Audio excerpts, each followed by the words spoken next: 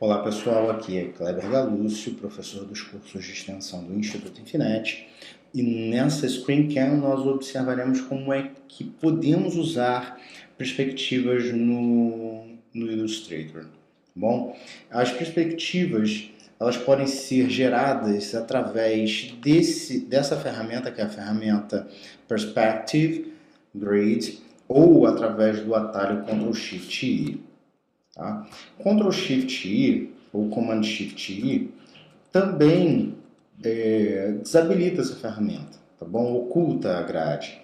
Então nós podemos aqui assim observar que nós temos a possibilidade de colocar a grade ou retirar a grade.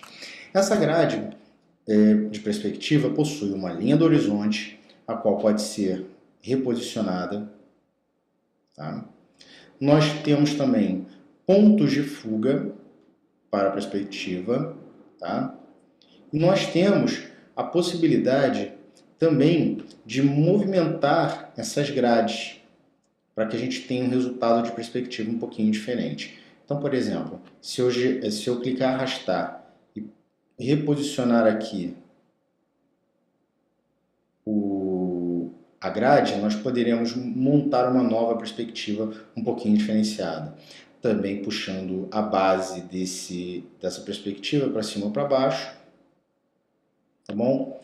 E fazendo outras modificações com relação ao seu posicionamento, tá bom? Outra coisa, essa perspectiva ela pode ser modificada, porque nós temos uma perspectiva de 2 pontos aqui. Então eu posso, através do menu View, na opção Perspective Grid, nós podemos mudar para 1 ponto, 2 pontos ou 3 pontos de visualização.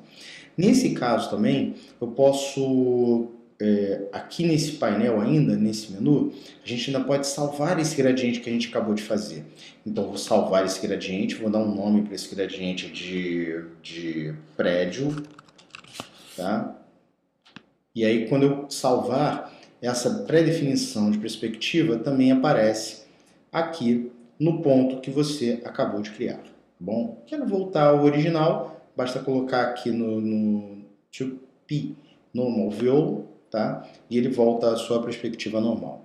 Outra coisa que é interessante, quando você pega qualquer ferramenta para desenhar, vou pegar aqui a ferramenta Star, quando eu clico e arrasto, ela já vem desenhada em perspectiva.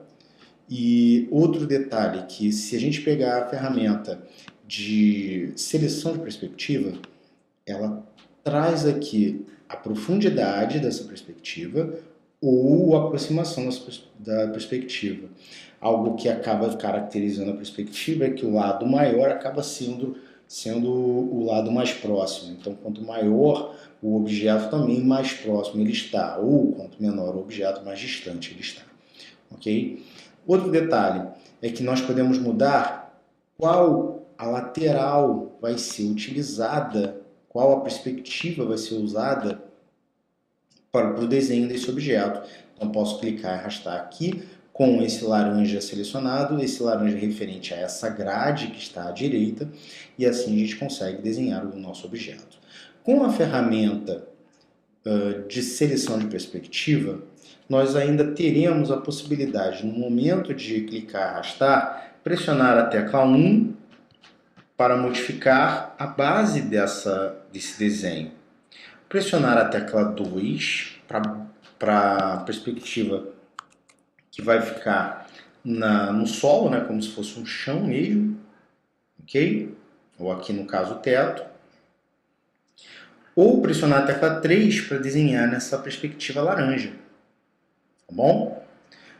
Que nos dá uma série de liberdades, ok?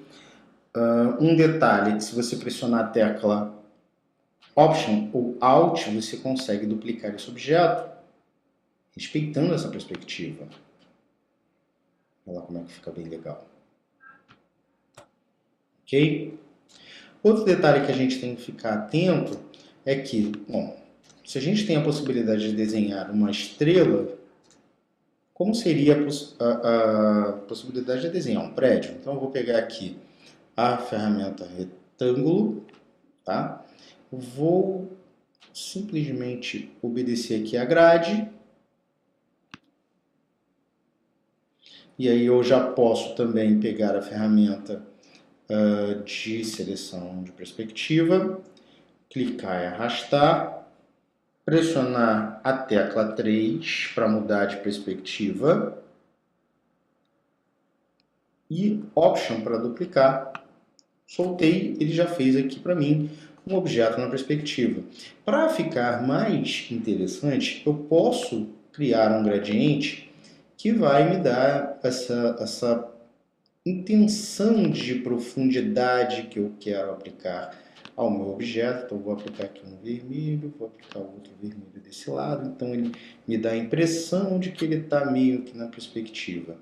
Aí, desse lado de cá, eu posso fazer a mesma coisa.